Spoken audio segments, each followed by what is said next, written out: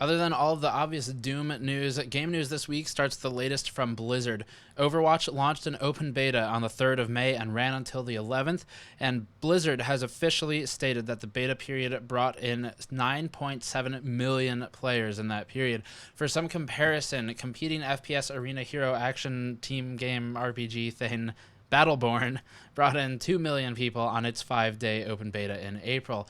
Overwatch wasn't all Blizzard gave us to talk about, however. Following the acquisition of MLG in January, we were all left wondering what Activision Blizzard's esports announcement would be. And now, the chairman of Activision Blizzard Media Networks, Steve Bornstein, has spoken out on the topic.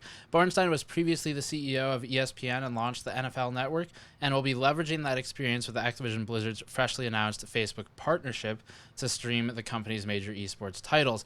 That'll include Call of Duty, Hearthstone, Heroes of the Storm, and even StarCraft 2, or what's left of it anyway.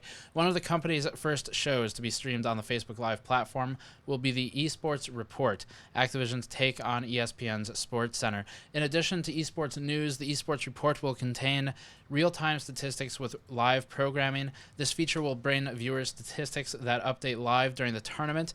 The first event to make use of these features will be MLG Anaheim and the Call of Duty World League starting on June 12th. Star Wars Battlefront has sold over 14 million copies since its November launch, though the PC audience has declined significantly. Now, after an investor call, EA announced a new Battlefront title in 2017. Major information about the game has yet to be revealed, like the title, for instance, or the release date, or the setting of the timeline, or really anything else of note. Because the title isn't on the list of EA's games slated for the 2017 fiscal year, March is when EA's fiscal year ends, and in addition to this Battlefront announcement, EA has announced the upcoming Star Wars titles that will use details from other upcoming Star Wars films, including Rogue One and an untitled Han Solo film. The main series will also be included. On top of a new Battlefront sequel, EA has announced their plans to release a new Star Wars game every year for the next 4 years. This news coincides with Respawn Entertainment's recent confirmation that they're working on a third-person action-adventure Star Wars game.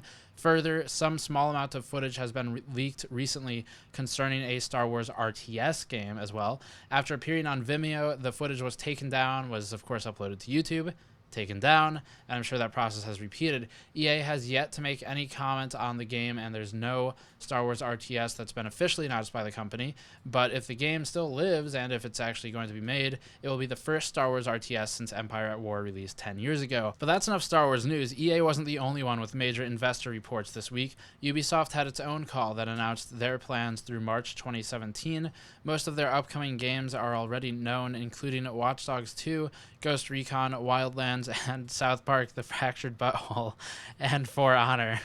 However, these 4 titles are being joined by an as-yet unnamed game. The unnamed title won't be a sequel either, but an entirely new AAA IP. We've been disappointed by new Ubisoft IPs in the past here at GN, like Watch Dogs, for obvious example, where I tore it apart for 30 minutes. But a big game company taking risks on a new franchise is always exciting news, and hopefully it actually works out. So that's all for this week's game news. Check out the Doom coverage if you're interested in that type of thing. Definitely a very pretty looking game, if nothing else. And as always, Patreon link in the post-roll video. Check out links in the description below for more information. We'll see you all next time.